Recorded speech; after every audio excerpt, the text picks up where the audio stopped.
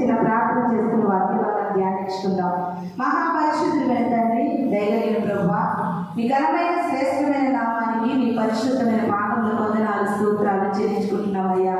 ఈ యొక్క సమయంలో ఈ దీనదాసురాన్ని పూర్తిగా నన్ను మీ సిలువ చాటును మరుగు చేసి మాతో సూటిగా తేటగా మీరు మాట్లాడండి.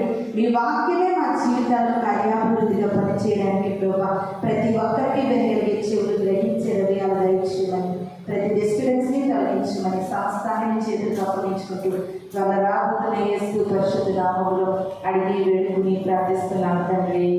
ఆమేన్. ఈ యొక్క సమయంలో మనం చెప్పుకోవలసినటువంటి వాక్యవాదం ఏంటంటే, ఒక 2 మాటలు తెలియజేస్తాను. ఇప్పుడు నాకు గాలి కావాలి, ఫ్యాన్ కావాలి. ఫ్యాన్ ఇక్కడే ఉంది, అది ఆన్ చేసుకుంటే నాకు గాలి వేస్తుంది, తప్పదు. ఆ 2 జరుగుతాయి. అయితే ఆ ఫ్యాన్ ఇక్కడే ఉంది, కానీ ఫ్యాన్ అడ్డంగా ఏ గోడ ఉందో ఏదో ఉంది. అది ఎక్కడ ఉందంటే ఆ ఫ్యాన్ మొదలైన స్థలంలో ఉంది. అంటే మనకి కనబడినటువంటి స్థలంలో ఫ్యాన్ ఉంది.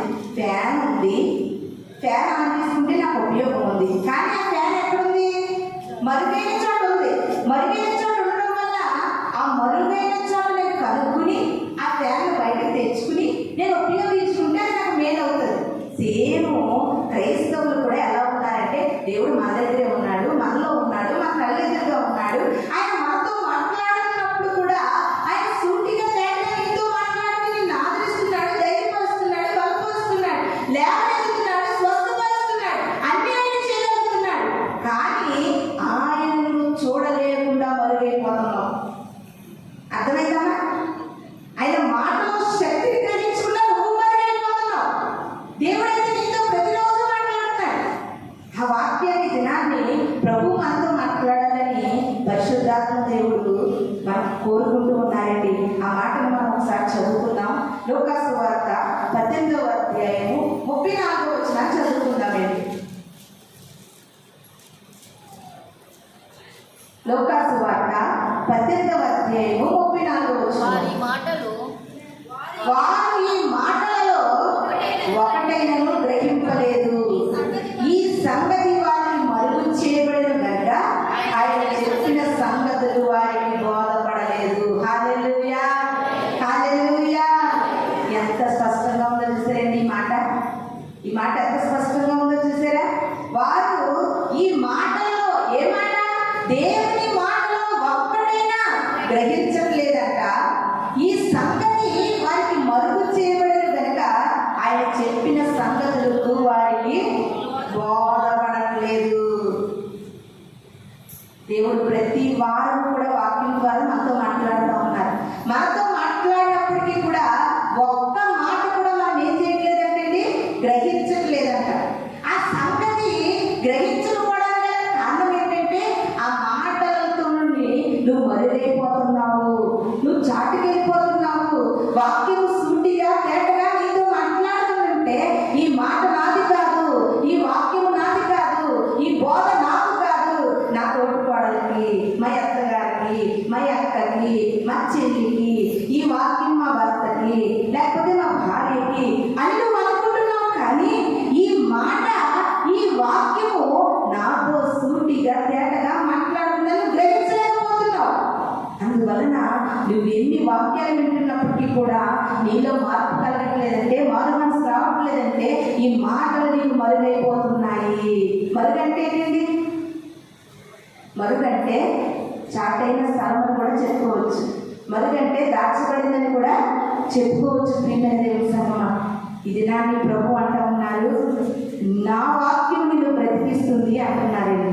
నా వాక్యం నిన్ను బ్రతికిస్తుంది అంటున్నారు. ఈ దినాన క్రైస్తవ జీవితాల్లో అనేక మంది అండి, దేవుని వాక్యం నన్ను బ్రతికిస్తుంది కదా అని ఒక గ్రహింపు లేక, ఆ మాటకి ఉన్న శక్తిని గ్రహించలేక, దేవుని వాక్యం వారి జీవితాల్లో మరుగైపోతుండడం వల్ల ఆ బ్రతికించే మాట అలా బ్రతికించలేకపోతుంది. చిన్నప్పటి నుండి దేవుని గుడికి వెళ్ళేవారే, చిన్నప్పటి నుండి క్రైస్తవులే, చిన్నప్పటి నుండి మందిరాల్లో పాటలు పాడేవారే, తీరా వారి యొక్క జీవితానికి వచ్చేసరికి, వారి యొక్క పరిస్థితుల దగ్గరికి వచ్చేసరికి దేవుని మాట వారికి గుర్తు రావట్లేదు, మరుగైపోతుంది. బాధల్లో ఉన్నప్పుడు, కష్టంలో ఉన్నప్పుడు, నష్టంలో ఉన్నప్పుడు, ఇరుకులు ఇబ్బందుల్లో ఉన్నప్పుడు ఆయన నన్ను బ్రతికిస్తాను అన్నాడు కదా, నీకు గుర్తు వస్తుందా? ఆయన నాకు సహాయం చేస్తాడు కదా, నీకు గుర్తు వస్తుందా? ఆయన నన్ను లేవనెత్తాడు కదా, నువ్వు గ్రహిస్తున్నావా? ఆయన నన్ను స్వస్థపరిచే దేవుడు, ఆయన నాకు సహాయం చేసే దేవుడు, ఆయన నన్ను లేవనెత్తే దేవుడు, నీకు ఎందుకు గుర్తు రావట్లేదంటే ఈ వాక్యం నీ జీవితంలో మరుగైపోతుంది, కనబడలేదు వాక్యం నీ జీవితంలో. ఇది నా ప్రభు నీతో అంటా ఉన్నాను. ప్రభు చక్కటి యేసుక్రీస్తు వారే మాట్లాడుతూ ఉన్నారు ఈ లోకాసు వార్తల్లో. వారి మాటలలో ఒక్కడు కూడా గ్రహించట్లేదు. ఈ సంగతి వారికి మరుగు చేయబడింది కనుక చెప్పిన సంగతులన్నీ వారికి బోధపడట్లేదు. ఎంత వాక్యం చెప్పినా నీకు బోధపడదు, ఎంత వాక్యం చెప్పినా వాక్యం నీలో పనిచేయదు. ఎంత వాక్యం విన్నా ఒక ఆచారంగా దేవుని సన్నిధికి రావచ్చు, ఒక అలవాటుగా దేవుని సన్నిధికి రావచ్చు, ఆదివారం కదా దేవుని సన్నిధికి రావచ్చేమో, కానీ వాక్యం మాత్రం నీకు పనిచేయట్లేదు. మందు ఎక్కట్లేదు, నీకు మందు పనిచేయట్లేదు. దేవుని వాక్యం మీద శ్రద్ధ నిలపకపోవడానికి గల 3 కారణాలు ఉంటాయి. ఒకటేంటో తెలుసా? వాక్యము అర్థం లాంటిది ప్రియమైన దేవుని సంగమా. అర్థం ఎప్పుడు ఏం చేయదంటే తెలుసండి, అబద్ధం ఆడదంట. అర్థం ఏం చేయదు, అబద్ధం ఆడదు. నువ్వు ఏ రంగు బట్టలు వేసుకుంటే ఆ రంగే చూపిస్తావు, నువ్వు ఎంత అందం ఉంటే ఆ అందాన్ని చూపిస్తావు. ఎక్స్ట్రా చూపించాలంటే అర్థం కుదరదు. అర్థం ఎప్పుడు అబద్ధం ఆడదు. నువ్వు ఎలా ఉన్నావో అలాగే నీ అర్థం, నువ్వు ఎలా ఉన్నావో అలాగే చూపించగలుగుతుంది.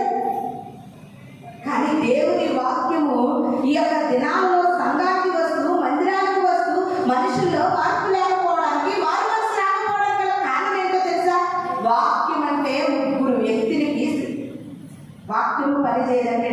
ఒకటి ఏంటంటే ఆయుష్ ఆరోగ్యాలు ఉండి 3 పూట్ల తినడానికి లోటు లేకుండా హ్యాపీగా జీవితం సాగిపోతుందనుకో, వారికి దేవుడి వాక్యము వంట పట్టదు వాక్యం. ఇంకొక 2వ వ్యక్తులు ఎవరో తెలుసండి, వారి ఇష్టానుసారంగా వారు జీవిస్తూ, వారి ఎంజాయ్ వారు చేసుకుంటూ, వారికి తగినట్లుగా వారు జీవిస్తూ ఉన్నారనుకో, ఈ వాక్యము కూడా వారికి మరుగైపోతుంది. 3వది ఏంటో తెలుసా? వాక్యము వినాలనే ఆసక్తి నీలో ఎందుకు ఉండట్లేదో తెలుసా? ప్రియమైన దేవుని సంగమా, వాక్యము శక్తి కలిగింది. ఆ శక్తి ఏంటో నీకు అర్థం అవ్వలేనంతసేపు కూడా వాక్యం పట్ల నీకు ఆసక్తి ఉండదు, వాక్యం పట్ల నీకు ఆసక్తి ఉండదు. ఇది నాన్న దేవుడు వాక్యాన్ని బోధించడానికి ఆయనకు నిలబెట్టుకున్నాడు. ఒకనొక సమయంలో వాక్యం వినే పొజిషన్లో నేను ఉన్నట్టండి, వాక్యం కొరకు వెంపర్లాడేసాను. ఎక్కడ వాక్యము బాగుంటుంది, ఏ వాక్యం నన్ను బలపరుస్తుంది, ఏ వాక్యం దేవుని కోసం నన్ను నిలబెట్టాలని నేను ఎంతగానో వాక్యము, సరి అయిన వాక్యము దొరకక నాలో నేను ఎంతగానో మనస్తాపానికి గురయ్యాను. ప్రియమైన దేవుని సంగమా, ఎప్పుడు ఈ బాధ నీకు కలుగుతుందో తెలుసా? దేవుని యొక్క మాటలు నీకు మరుగై ఉండలేకపోతే అప్పుడు నీకు ఈ వాక్యంలో ఉన్న శక్తి నీకు అర్థమవుతుంది. అందుకనే ఒక మాటను చూద్దామండి. ఇర్మియా గ్రంథము 16వ అధ్యాయము 17వ వచనాన్ని చూస్తే ఇర్మియా గారు చక్కటి మాట తెలియజేస్తున్నారు. ఏది అనగా, చదవమ్మా, వారు పోయిన త్రోవలన్నిటి మీద నేను దృష్టించి ఏది నా కన్నులకు మరుగు కాలేదు. దేవుడు కన్నులకు ఏంటండి, ఏది మరుగు కాదండి. ఈ లోకంలో ఒకవేళ దేవుడికి నచ్చని పొజిషన్లో నువ్వు ఉన్నప్పుడు మరుగైన స్థలాలకు నువ్వు వెళ్ళిపోవచ్చు, ఎవరు చూడనటువంటి స్థలాలకు నువ్వు వెళ్ళిపోవచ్చు. అయితే ఇర్మియా భక్తుడు ద్వారా దేవుడు అంటున్నాడండి, ఈ లోకంలో నేను సృష్టించిన సృష్టి యావత్తులో కూడా ఏది నాకు మరుగై ఉండలేదు. అది ఏ స్థలమైనా సరే అది నాకు మరుగై ఉండలేదు అంటున్నాడండి దేవుడు. అందుకనే భక్తుడు అంటున్నాడు, అయ్యా నీకు మరుగై ఉంటే నేను ఎక్కడ దాక్కుంటానయ్యా? ఆకాశంకి ఎక్కినా నువ్వు ఉంటావు, భూమి లోపలికి వెళ్ళిపోయినా నువ్వు ఉంటావు, అయ్యా నాకంటే సముద్రం అడుగు భాగంలో వెళ్ళిపోయినా నువ్వు ఉంటావు. అంటే ఎందుకుంటాడంటే ఆయన సృష్టి అంతా ఆయన సృష్టించాడు కనుక ఆయనకు మరుగైనది ఏది లేదు. ఇప్పుడు మన ఇల్లు ఉందండి, మన ఇంట్లోని మనకు తెలియని వస్తువు మన ఇంట్లో ఉండదా? వేరే వాళ్ళు ఎవరైనా కొత్త వాళ్ళు మన ఇంటికి వచ్చారనుకో, వాళ్ళు అంటారమ్మా అది ఎక్కడ పెట్టావు, ఇది ఎక్కడ పెట్టావా అని అడుగుతారంటే వాళ్ళకి తెలియదు. మన ఇంట్లో కనుక ఎక్కడ ఏ వస్తువు ఉంటుంది, ఎక్కడ ఏది ఉంటుంది అనేది మన ఇల్లు కనుక మనకు తెలుస్తుంది. మరి దేవుడు సర్వ సృష్టిని సృష్టించాడు కనుక నువ్వు ఏ రహస్య స్థలాల్లో పోతున్నావు, దేవునికి నచ్చని స్థలాల్లో నువ్వు ఎక్కడికి పోతున్నావు, నువ్వు ఏ పరిస్థితి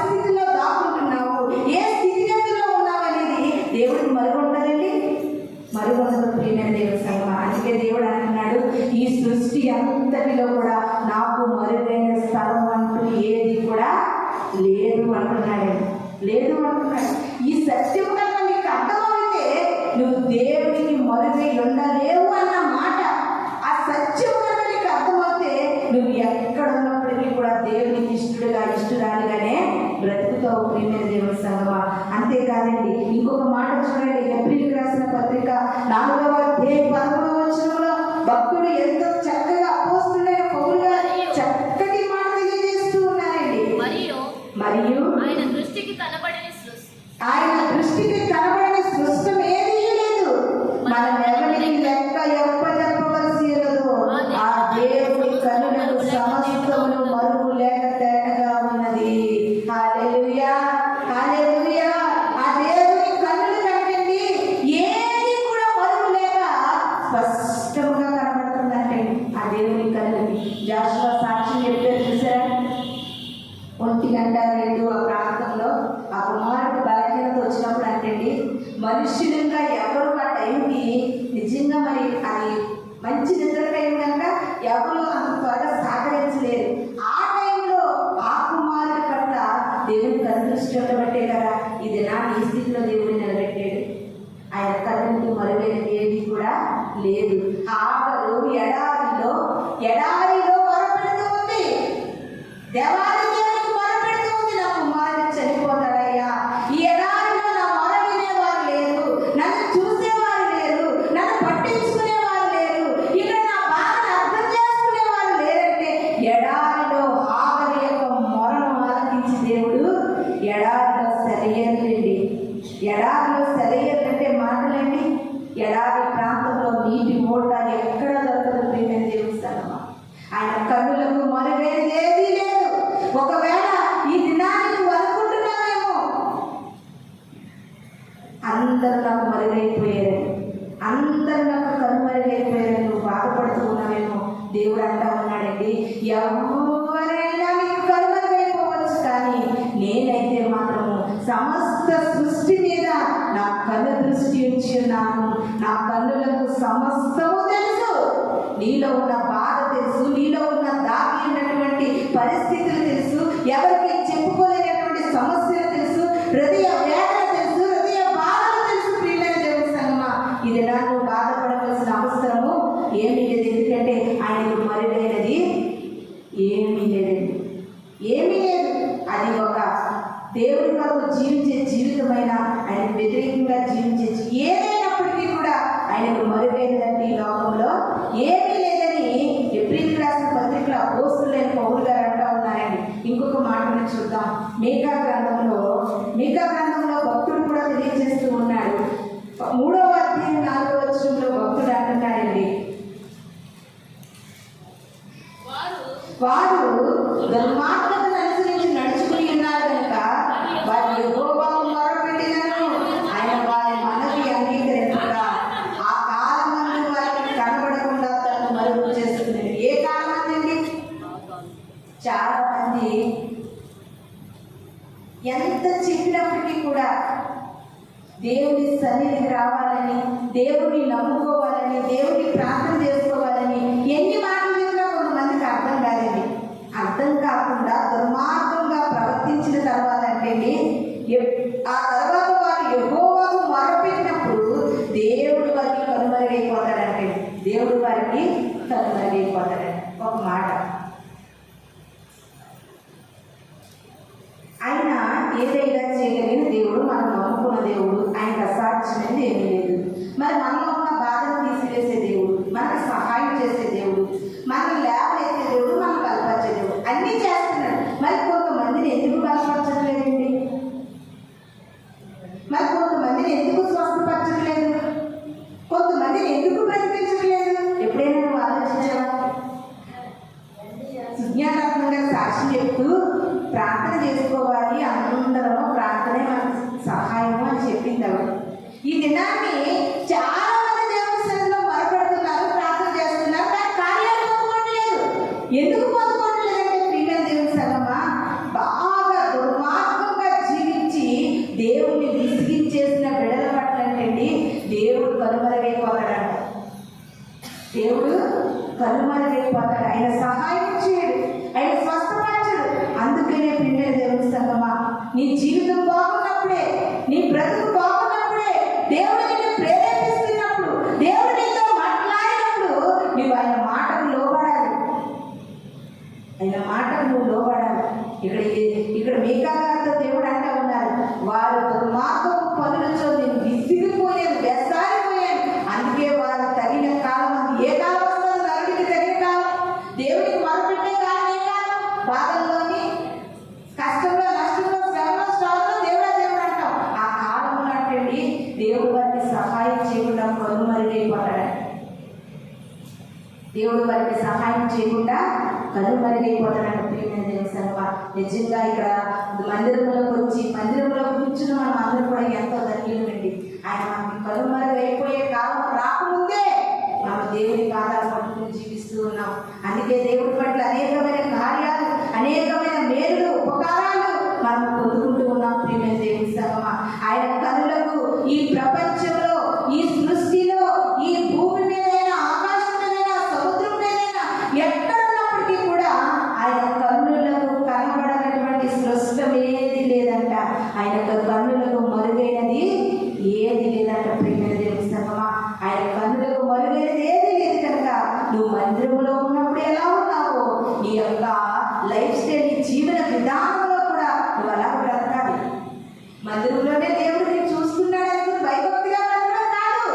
మందిరంలో వెళ్ళిన తర్వాత మన వ్యక్తిగత జీవితంలో, మన పర్సనల్ లైఫ్ లో కూడా దేవుడు చూస్తున్నాడు అనేటటువంటి భయం కలిగి మనం బ్రతకాలండి. అటువంటి భయం కలిగి మనం బ్రతికినప్పుడు దేవుడు మన జీవితంలో ప్రతి కార్యాలు కూడా, ప్రతి పరిస్థితిని కూడా మార్చగలిగిన దేవుడండి. ప్రతి స్థితిగతుల్లోని కూడా మనల్ని విడువని ఎడబాయని దేవుడని ఈ దినాన్ని ప్రభు మనకు సెలవిస్తూ ఉన్నారు.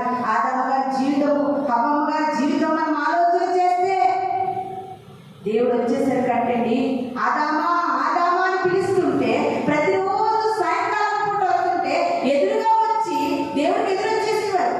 మనం ఏదైనా ఊరు వెళ్ళొచ్చినప్పుడు, ఇప్పుడు రావట్లేదండి పిల్లలు, ఏదైనా మా చిన్ననాటి కాలంలో మా పేరెంట్స్ ఎక్కడికైనా వెళ్ళొచ్చినప్పుడు వాళ్ళు ఎప్పుడు వస్తారని ఎదురు చూడడం, వాళ్ళు వస్తారని పరిగెత్తి ఎదురుగా వెళ్ళకపోతే ఇంట్లో రారా. చిన్నపిల్లలండి, అదొక వారికి అదొక తృప్తి. వస్తున్నారనిపించడానికి వాళ్ళకి ఎదురుగా వెళ్ళిపోయి వాళ్ళు గట్టిగా పడేసుకోవడం, వాళ్ళు ఏ స్నాక్స్ తెచ్చారని చూసుకోవడం. అలాగే ఆదాము గారు కూడా దేవుడు వస్తున్నాడు, ఏదైనా సాయంకాలం పూట వస్తున్నాడు అనుకోకి అవ్వ ఆదామునండి పరిగెత్తుకుంటా దేవుడి దగ్గరికి వెళ్ళిపోయేవారంట. ఒకరోజు దేవుడు అలాగే వస్తే పరిగెత్తుకుంటా రావట్లేదు, బిడ్డలిద్దరూ పరిగెత్తుకుంటా రావట్లేదు. అప్పుడు దేవుడు అంటున్నాడు, ఆదామా నువ్వెందుకు నాకు మరుగైపోతున్నావు? ఆదామా ఎందుకు మరుగైపోతున్నావు? నా కళ్ళ ముందుకు వచ్చి నువ్వు ఎందుకు మరుగైపోతున్నావు? ఎందుకు మరుగైపోతున్నావు తెలుసా? క్రైస్తవుడు దేవునికి వ్యతిరేకమైన పనులు చేసినప్పుడు దేవుని అంత రావడానికి మరుగైపోతాడు. ఈ దినాన్ని ఎంతమంది క్రైస్తవులు బిడ్డలేండి, ఆదివారం ఆరాధన అనేసరికి ఈ ఆరాధన విలువ తెలియక, ఈ ఆరాధనలో ఉన్న ఆశీర్వాదం తెలియక అనేకమైన బిడ్డలు మందిరానికి ఎందుకు రాలేకపోతున్నారో తెలుసా? వారు చేస్తున్న క్రియలను బట్టి దేవుడి దగ్గర రాలేక దాక్కుంటున్నారు. ఆదాము అలాగే దాక్కున్నాడు, చెట్ల చాటున దాక్కున్నారు. ఆదాము అవ్వ, అయ్యా నీ ఎదుటికి రాలేని పని, సిగ్గుమాలిన పని చేశాను. నువ్వు తినొద్దన్నా పండు తినేస్తావు, ఇంకా నీ ఎదుటికి మేము ఎలా రాగలం? చాలాసార్లు మనకి కూడా చూడండి, మనం ముఖం ఎత్తుకోలేని పనులు చేసామంటారు. ఎందుకంటామండి? ఎందుకంటాం ఆ మాట? మనకు తెలుసు ఆ మాట ఎందుకు అంటున్నాము. ఈ దినాన్ని ఆదాము గారి జీవితంలో కూడా దేవునికి మరుగైపోతున్నారు. ఈ దినాన్ని అనేకమైన క్రైస్తవ బిడ్డలు వారు చేయరాని కార్యాలు చేసి, వారు చేయరాని దుర్మార్గపు పనులు చేసి, వారు చేయరాని క్రియలు చేసి దేవుని దగ్గరకు రాలేక వారు మరుగైపోతున్నారు. ఆదాము గారి లాగా వారు కూడా మరుగైపోతున్నారు. ఒకసారి నిజంగా మనము దేవుని దగ్గర సంతృప్తికరమైన ప్రార్థన చేసుకోవాలనుకోండి, మనలో ఏదైనా చిన్న మిస్టేక్ మనలో ఉంటే మనం చేసుకోగలమా? చేసుకోలేము. నిజంగా మనలో ఏ తప్పిదము లేనప్పుడు, మనలో ఎటువంటి భయము లేనప్పుడు ప్రియమైన దేవుని సంగమా, దేవుని ఎదురు ఆదాము అవ్వ ఎదురుగా పరిగెత్తుకు లేకపోయినట్లుగా మనం పాదాల మీద పడిపోయి ఎంతో సంతృప్తికరంగా ప్రార్థన చేసుకోగలుగుతాం. ఏదైనా లోపం నీలో ఉంటే నువ్వు అలా చేయలేవు. ఏదైనా లోపం నీలో ఉంటే దేవుడితో ఎందుకు మాట్లాడలేవు? ఒకసారి ఆ మాట కూడా మనం చూద్దామండి. యెషయా గ్రంథము 29వ అధ్యాయం 15వ వచనం చదువుకుందాం. 29వ అధ్యాయము 15వ వచనం. యెషయా గ్రంథము తమ ఆలోచనలు యెహోవాకు కనబడకుండా లోపల వాటిని మరుగు చెయ్య చూచు వారికి శ్రమ. హల్లెలూయా, హల్లెలూయా. ఎంత వెర్రోడండి మనుషులు.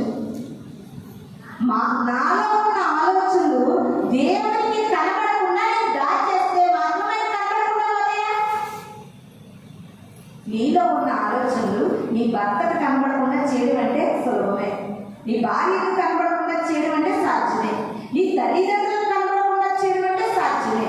నీ యొక్క చుట్టుపక్కల కనబడకుండా చేయడం అంటే పర్లేదు. కానీ మన ఆలోచనలు దేవుడికి కనబడకుండా మరుగు చేయాలనుకోవడము ఎంత అవివేకము ప్రియమైన దేవుని సంగమా. అలా అనుకునే వారికి ఏమొస్తుందంటే తెలుసా? శ్రమ వస్తుంది. ఏమొస్తుంది? తమ ఆలోచనలు దేవునికి కనబడకుండా లోపల మరుగు చూచు వారికి శ్రమ కలుగుతుంది. శ్రమ వచ్చినప్పుడైనా సరే నీకు బలు పెరగాలి. శ్రమ వచ్చినప్పుడైనా నీకు అర్థం అవ్వాలి. దేవుడికి కనబడకుండా నా ఆలోచన కాపు నేను దాచేస్తున్నాను. దాచుకుంటే మాత్రం దాగుతాయండి? దాచుకుంటే దాగుతాయా? కయ్యను తన తమ్ముడిని చంపేశాడు. దేవుడు హేబెలు యొక్క బలిని అంగీకరించి కయ్యని యొక్క బలి అంగీకరించలేదని దేవుడి మీద కోపం తమ్ముడి మీద చూపించి తమ్ముడు చంపేశాడు. చంపేసి ఏమి ఎర్రగొడలా ఉన్నాడు. ఉంటే మాత్రం ఆగుతుందా? దేవుడు అంటున్నాడు, కయ్యను నీ తమ్ముడిని నువ్వు చంపవచ్చుడు, నీ చేతులు రక్తపు మరకలకు కనబడుతున్నాయి. జాగ్రత్త సుమ. దేవుని కాదని మనం ఏది దాయలేము, దాచుకోలేము. ప్రియమైన దేవుని అది దాయించినా కుదరదు, దాయకపోయినా కుదరదు. ఇది నాన్న ప్రభు మనతో మాట్లాడుతూ ఉన్నారు. అదే యెషయా గ్రంథము 59వ అధ్యాయం 2వ వచనం. 59వ అధ్యాయం 2వ వచనం. మీ పాపములు ఆయన ముఖమును మీకు మరుగుపరిచెను గనుక ఆయన ఆలకింపుకున్నాడు. హల్లెలూయా, హల్లెలూయా. మన పాపములు అంటే దేవుని ముఖాన్ని మనకి ఏం చేస్తున్నాయంట? మరుగు చేస్తున్నాయి, కనబడకుండా చేస్తున్నాయి. దేవుడైతే మనకు కనబడకుండా అడ్డుపడేది ఏంటో తెలుసా? మన పాపములు. అందుకే మోషే గారి కీర్తన గ్రంథంలో అంటున్నారండి, అయ్యా నీ ముఖ కాంతిలో నా రహస్య పాపాలు కనబడుతున్నాయి. మన పాపాలు ఎవరి ముఖంలో కనబడుతున్నాయంట? దేవుని ముఖంలో కనబడుతున్నాయంట. మన రహస్య పాపాలు దేవుని ముఖ కాంతిలో కనబడుతున్నాయంట. అదే మాట యెషయా భక్తుడు కూడా అంటున్నాడండి, మీ పాపములు ఆయన ముఖములు మీకు కనిపించకుండా మరుగు చేస్తూ ఉన్నాయి. 3వ అధ్యాయం యెషయా గ్రంథం 3వ అధ్యాయం 9వ వచనం చూడండి ఒకసారి. వారి ముఖ లక్షణమే వారి మీద సాక్ష్యం ఇచ్చును, తమ పాపము మరుగు చేయక సదోమ వారి వలె దాన్ని బయలుపరచుదురు. తమకు తామే వారు కీడు చేసుకుని ఉన్నారు, వారికి శ్రమ. ఇప్పటికైనా సరే దేవునికి నచ్చినటువంటి పాపం మనలో ఏదుందో, పాపం అంటే ఎక్కడికో వెళ్ళకండి అమ్మా. ఆజ్ఞను అతిక్రమించడం పాపం, ప్రార్థన చేసుకోకపోవడం పాపం, దేవుని ఎడల భయభక్తి కలిగి జీవించకపోవడం పాపము, దేవుని ఎడల క్రమముగా జీవించకపోవడం పాపము, దేవుని మాటకు లోబడకపోవడం పాపము. పాపం అంటే ఎక్కడికో వెళ్ళిపోతున్నారేమో కాదు, కాదు. దేవుని ఆజ్ఞను అనుసరించి నువ్వు ఈ లోకంలో జీవించకపోవడం పాపము. కనుక ఈ దినాన్ని నువ్వు ఏ పాపములో జీవిస్తూ ఉన్నావు? నీ దేవుని యొక్క పాపము, మన యొక్క పాపము ప్రియమైన దేవుని సంగమా మన ముఖములో కనబడుతుందంట. మన ముఖ లక్షణమే. కయ్యను తొందరపడిపోతున్నాడు. కయ్యను హేబెలు ఎక్కడ? కయ్యను నీ తమ్ముడు ఎక్కడ?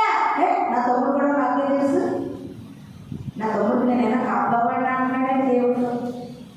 ఎందుకంటే తొందరపాటు, తడబాటు. కయ్యను ముఖములో ఆ తమ్ముడిని హత్య చేసినటువంటి ఆ యొక్క సీన్ అంతా కూడా కయ్యను ముఖంలో కనబడుతుందంట. మనము కూడా పాపం చేస్తే మన ముఖంలో మన మన ముఖ లక్షణమే మన పాపం కోసం సాక్ష్యం చెప్తుందంట ప్రియమైన దేవుని సంగమా. అందుకనే దేవుడు అంటా ఉన్నాడు, సొదొమ కుమార వాళ్ళు ఏం చేస్తారంటే, సొదొమ పట్టణం మనకు తెలుసు కదమ్మా, లోతు గారు జీవించిన పట్టణం. వారి పాపములు చేసిన తర్వాత ఆ పాపము నిమిత్తమై వారి నేరకి కీడు వచ్చింది, శ్రమ వచ్చింది. దేవుడు ఆ పట్టణాన్ని అంతా అగ్నితో కాల్చివేశాడు. ఇది నాని దేవుడు నీతో పాపం కొరకే, నీ కొరకు నా కొరకు ఎందుకు మాట్లాడుతున్నారంటే, రాబోయే భయంకరమైన దినాలలో మనమందరం కూడా దేవుని యొక్క భయభక్తులు కలిగి పాపము విడిచిపెట్టి మనము బ్రతకాలని, అప్పుడు దేవుడు మనకు మరుగై ఉండడని ఇది నా దేవుడు మనతో మాట్లాడుతూ ఉన్నారండి. ఇంకొక మాటను చూద్దాం. ఇర్మియా గ్రంథము 42వ అధ్యాయం 4వ వచనము. ఇర్మియా గ్రంథము 42వ అధ్యాయము 4వ వచనం చదువుతున్నాము. కాగా ప్రవక్త అయిన ఇర్మియా వారికి ఉత్తరం ఇచ్చినదేమనగా, నేను చేసిన మనవి మీరు చేసిన మనవి అంగీకరించుచున్నాను. మీ మాటలను బట్టి మన దేవుడైన యెహోవాను నేను ప్రార్థిస్తాను. ఏమియు మీకు మరుగు చేయక అన్ని చెప్తాను అంటున్నారండి. ఎంత చక్కగా మాట్లాడుతున్నారు తెలుసా. దేవుడైన యెహోవా నాకు ఏం చెప్పాడో అది మీకు చెప్తాను, అంతేగాని మీకు శ్రమలు వస్తాయి, పరిస్థితులు బాగోవు, మీ పాపాలను ప్రాయశ్చిత్తం చెల్లించాలి అని కనుక నేను చెప్పకుండా, అమ్మా మీరు ఎలా జీవించినా పర్లేదు, దేవుడు మిమ్మల్ని ఆశీర్వదిస్తాడు, ఎలా ఉన్నా పర్లేదు, మందిరానికి వస్తే చాలు అనేటటువంటి మాటలు నేను చెప్పను. దేవుడు ఎలా ఉండమని నాకు చెప్తున్నాడో ఆ మాటలు నేను తెలియజేస్తాను. దేవుడి మాటలు ఏది కూడా నేను మరుగు చేయను, నేను దాచిపెట్టి మాట్లాడను, నేను ముక్కుసూటిగా మాట్లాడతాను. యేసుక్రీస్తు ప్రభుల వారండి ఆ యొక్క యాకోబు బావి దగ్గరికి వచ్చినటువంటి సమరయ స్త్రీతో ఏం మాట్లాడుతున్నారండి. ఆయన ప్రేమించే దేవుడు కదా. ఆ సమరయ స్త్రీ వచ్చేటండి తన పాపాన్ని మరుగు చేస్తుంది, దాస్తుంది దేవుడి దగ్గర, దాచుకుంటుందమ్మా. నీ భర్తను తీసుకురా అంటే ఏమంటుందండి, నాకు భర్త లేడంటుంది, దాచేసుకుంటుంది. యోగు భక్తుడు అంటున్నాడు, నీ పాపమును రొమ్ములో కప్పుకోక వాటిని ఒప్పుకుంటే దేవుడు కనికరం నీ మీదకి వస్తుంది. ఆవిడ సమరస్త్రీ తన పాపాన్ని మరుగు చేసుకుంటుంది. ఈయన ఎవరోలే, ఈయన తాగడానికి వచ్చాడులే, ఈయనకి నా పరిస్థితి ఏం తెలిసే అని మరుగు చేసుకుంటుంటే దేవుడు అంటున్నాడు, అమ్మా భర్త లేడే ఎలా చెప్పగలుగుతున్నావు, 7 భర్తలతో కాపురం చేస్తున్నావు కదా అన్నాడండి. వెంటనే సమరయ స్త్రీ గుండె జల్లు మనిపోయింది. ప్రియమైన దేవుని సంగమా, ఒకవేళ నువ్వు కూడా దేవుని పాదసన్నిధిలో ప్రార్థన చేస్తూ ఈ పాపాలను ఒప్పుకోకుండా, అయ్యా ఇది కావాలి, అది కావాలి, నా పరిస్థితి ఇది, నా స్థితిగతి ఇది, నా కుమార్తెకి ఇలా సాధించి, లేకపోతే నా బిడ్డ బాగోలేదు స్వస్థపరచు, ఇలాంటివన్నీ మాట్లాడగలుగుతున్నావు, కానీ దేవుని సన్నిధిలో మోకరించి నీ పాపమును మరుగు చేసుకోకుండా ఆయన సన్నిధిలో నువ్వు ఒప్పుకోగలుగుతున్నావా? ఒప్పుకున్న నాడు అడగకుండా అద్భుతాలు చూస్తావు. ఒప్పుకుంటే, నువ్వు పాపాన్ని ఒప్పుకుంటే, దేవాలయాన్ని అవసరమని నీ నాలుకకు రాకపోతే అద్భుతాశ్చర్య కార్యాలు నీ జీవితంలో చూస్తావు, నీ బిడ్డల పట్ల చూస్తావు, నీ కుటుంబం పట్ల చూస్తావు. ప్రియమైన దేవుని సంగమా, ఈ దినాన్ని క్రైస్తవులు ఎంతవరకు జీవిస్తూ ఉన్నారంటే, క్రైస్తవులు ఎలా అయిపోయిందంటే, ఎవరో ప్రార్థన చేస్తే నా పరిస్థితులు మారుతాయి. ఈ దినాన్ని ఎలా ఉందంటే, ఎవరైనా సరే ఏ ఫోన్ చేసి మాట్లాడినా, నేను ఎక్కడికి వెళ్ళినా ఎవరు చెప్పినా అంటున్నారండి, అమ్మా నా కుటుంబం కొరకు, నా భర్త మారాలని, నా బిడ్డలు మారాలని ప్రార్థన చేయండి అంటున్నారండి. ప్రార్థన చేస్తాం, చేయడం వల్ల మారుతారు, కానీ కాదనట్లేదు. కానీ ఇది నాడు ఎవరు కూడా, అమ్మా నాకు మా ఇంటికి వచ్చి నా భర్త నేను నా బిడ్డలు కూర్చుని ఉంటామమ్మా, ఒక 2 మాటలు వాక్యం చెప్పండి అని ఎవరైనా అడుగుతారండి? ఎవరైనా వాక్యం చెప్పండి అనే మాట ఎవరు? ప్రార్థన చేయండి అమ్మా, మా కోసం మీరు ప్రార్థన చేయండి, మా పరిస్థితుల కొరకు ప్రార్థన చేయండి, మా స్థితిగతుల కొరకు ప్రార్థన చేయండి అంటున్నారు. కానీ దేవుడు ఏమంటున్నాడు తెలుసండి, వాక్యము 2 అంచుల ఖడ్గము గలదే, శక్తి గలదే, నీలో పనిచేస్తున్న వాక్యము. ఆ వాక్యము నీకు నెమ్మది కలిగిస్తాడు, ఆ వాక్యము నీకు స్వస్థత కలిగిస్తుంది,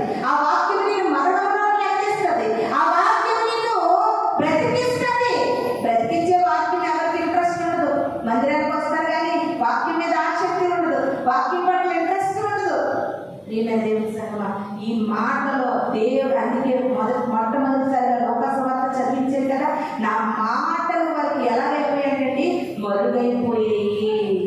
దేవుని మాటలో ఉన్న శక్తి నీకు అర్థం కావట్లేదంటే, వాక్యంలో ఉన్నటువంటి మాధుర్యము. యేసేలు భక్తుడు అంటున్నాడండి, అయ్యా ఈ యొక్క పరిశుద్ధ గ్రంథము, ఈ యొక్క జీవ గ్రంథము, ఇది జుట్టెదిన దాని కంటే మధురమైన గ్రంథము.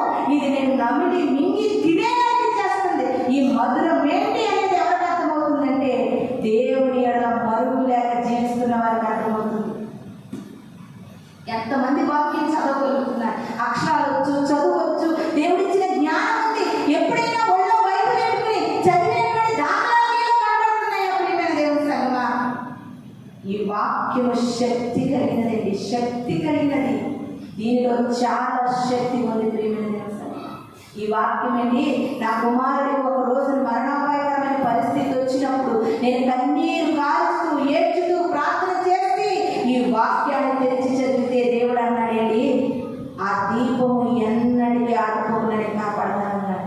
ఇప్పటికీ కూడా నా ధైర్యం ఏంటో తెలుసా, మనిషి ధైర్యం ఎప్పటికీ కూడా మంచిది కాదు. కొంతకాలమే దేవుడు నిన్ను ధైర్యపరిస్తే అది ఎన్నటికీ ధైర్యంగా మిగులుతుంది. బాధ వచ్చినప్పుడు, కష్టం వచ్చినప్పుడు కూతుర్లకు ఫోన్ చేసుకుని, లేకపోతే తల్లిలకు ఫోన్ చేసుకుని, తండ్రులకు ఫోన్ చేసుకుని, అక్కకు ఫోన్ చేసుకుని, చెల్లికి ఫోన్ చేసుకుని, అన్నయ్యకి ఫోన్ చేసుకుని, తమ్ముడికి ఫోన్ చేసుకుని, ఫోన్లో బొమ్మని ఎట్టలేదు.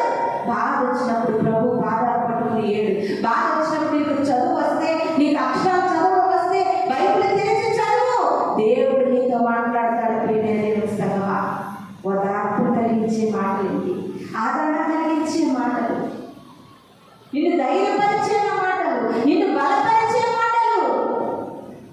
ఇలాంటి మాటలు చెప్పగలిగింది ప్రపంచంలో ఎవరు కూడా లేరు. ప్రియమైనటువంటి దేవుని సంగమా, ఇది నాని ప్రభు మనతో మాట్లాడుతూ ఉన్నారు. నీ దేవుని మాటలు నీకు మరుగైపోతున్నాయి. ఎందుకో తెలుసా, నీ ముఖము పైన నీ పాపము కనబడుతూ ఉంది, దేవుని ముఖముపై నీ రహస్య భావాలు కనబడుతున్నాయి. అందుకే దేవుని మాటలో ఉన్న శక్తి నీకు తెలియట్లేదు. ఏముందండి, అలా గట్టిగా క్యాప్ చేసుకుని ఒక 4 వాక్యం మాటలు చెప్తున్నారంటే అవి సేవతో వినేసి సేవతో వదిలేసుకోవడమే, చర్చికి రావడం పోవడమే. ఇంకా ఇప్పటి వరకు ఈ నిమిషం వరకు కూడా ఈ మాటలో ఉన్నటువంటి శక్తి నీకు మరుగైపోయిందేమో. దేవుడిని ప్రార్థించు, అయ్యా నువ్వెంత గొప్ప దేవుడువో, నువ్వెంత శక్తిమంతుడువో, నువ్వెంత బలవంతుడువో. ఈ ప్రపంచంలో, ఈ సృష్టి యావత్తులో ఎవరు చేయని గొప్ప కార్యాలు చేయగలిగిన దేవుడు నీవని ఇంకా నాకు అర్థమవుతుందండి ప్రభువా. ఇంకా నీ మాటలు నాకు మరుగైపోతున్నాయి, ఇంకా నీ శక్తిని నేను ఎందుకు తెలుసుకోలేకపోతున్నాను, మరుగైపోతున్నానయ్యా. అలా మరుగై మరుగై మరుగై మరుగై దేవుడికి నువ్వు మరుగైపోయి లాస్ట్కి మరణంతో కనుమరుగైపోతుంటావా? ఇది నన్ను ప్రభు మనతో మాట్లాడుతూ ఉన్నాను. దేవుని యొక్క మాటలు అంటే, వాక్యం అంటే, దేవుడు అంటే నీకు అర్థం కాలేనటువంటి పరిస్థితిలో ఉన్నావేమో. ప్రియమైన దేవుని సంగమా, ఇది నా ప్రభు నిన్ను హెచ్చరిస్తూ ఉన్నాడు. ఆయన మాటలు నీ జీవితంలో మరుగైపోతూ ఉన్నాయి. ఆయన మాటలు నీ జీవితంలో మరుగైపోవడం వల్లే ప్రభువును దూరం అయిపోతున్నావేమో. లేకపోతే నువ్వు ఎందుకు పవిత్రురాలు అవ్వలేకపోతున్నావు, ఎందుకు పరిశుద్ధంగా నువ్వు బ్రతకలేకపోతున్నావు అంటే ఆ మాటలలో నీకు మరుగైపోతూ ఉన్నాయి. లాస్ట్ ఇంకొక మాట చూసుకుని మనం ముగించుకుందాం. మార్కు సువార్త 4వ అధ్యాయం 22వ వచనం చూసుకుని మనం ముగించుకుందామండి. మార్కు సువార్త 4వ అధ్యాయం 22వ వచనం చూసుకుందాం. రహస్యమేదైనను తేటపరచబడకపోదు, బయలుపరచబడుటకే గాని ఏది మరుగు చేయబడలేదు. ఏది మరుగు చేయబడలేదు. ప్రభు సెలవిస్తూ ఉన్నాడండి, ఈ రోజున అది రహస్యంగా నువ్వు దాచుకున్నావేమో, ఏదో ఒక రోజున అది తేటగా అందరికీ తేటగా కనబడతాడు. మరుగైనదని నువ్వు అనుకుంటున్నావేమో, ఏదో ఒక రోజున మరుగైనది ఎలా ఉంటుందంటండి, బయలుపరచబడుతుందంట. ప్రియమైన దేవుని సంగమా, చూడండి ఒకసారి అండర్లైన్ చేసుకోండి. అందరూ ఈ మాట అండర్లైన్ చేసుకోండి. దేవుడు ఎంత గొప్ప మాట తెలియజేస్తున్నాడు. రహస్యమే ఎప్పటికీ రహస్యంగా మిగిలిపోతుందా? ఎప్పుడో ఒకప్పుడు రహస్యం బట్టబయలవుగా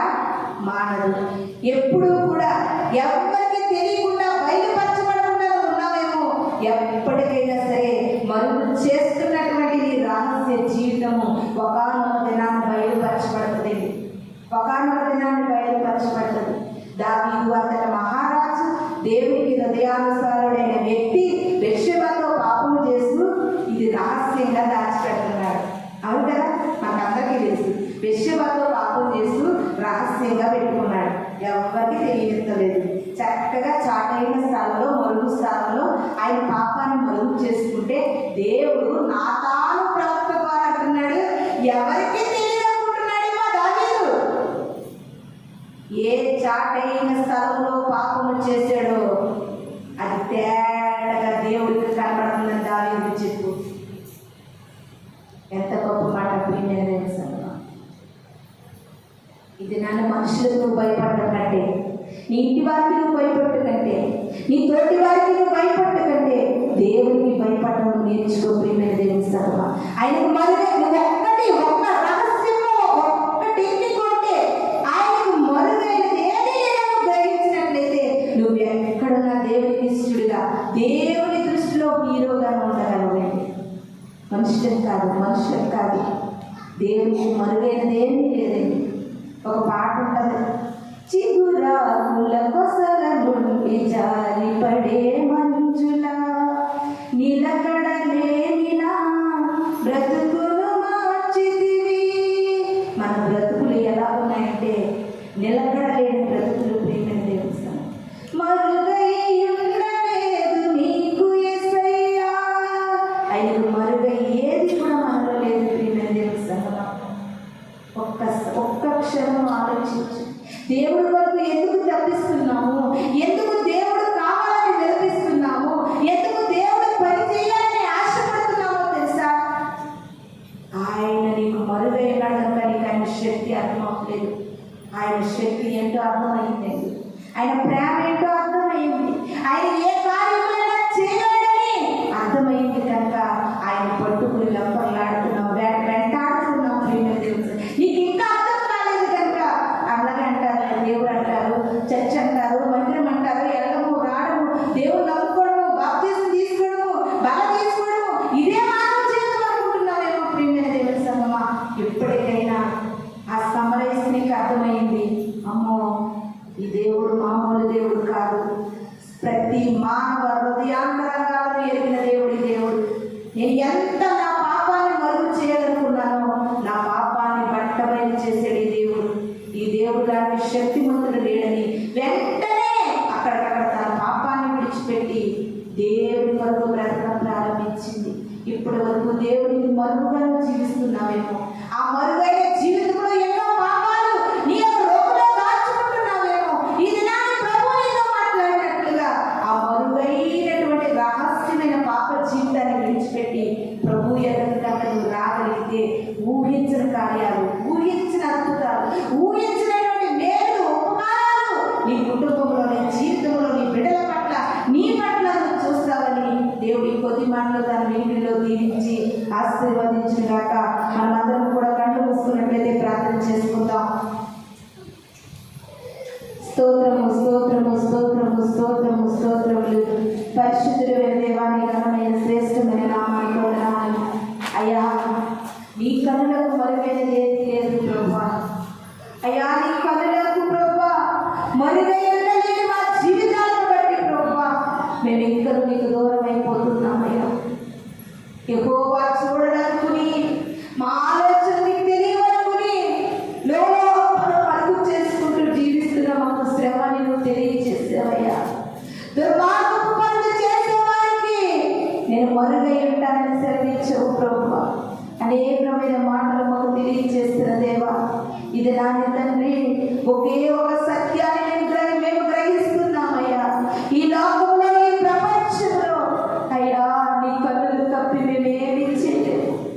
అన్నీ నీ కన్నులకు ప్రభువా, ఈ సృష్టిలో యావత్తు కూడా నీ కన్నులకు ప్రభువా తేటగా కనబడుతూ ఉంది కనుక ఇక్కడ నుండి ప్రభువా మా జీవితాలు మార్చుకుని, మా బ్రతుకులు దిద్దుకుని అయ్యో నీకు మరుగైనది ఏమీ లేదని తెలుసుకుని ప్రభువా నీ అందు యథార్థంగా జీవించే వాక్యాన్ని మాకు దయచేయమని, విన్న వాక్యము ప్రతి హృదయములలో నీరు కట్టి ఫలింపు చేయమని వాళ్ళు రాబోతున్న యేసు పరిశుద్ధ నామములో అడుగుచున్నాను తండ్రి. ఆమేన్.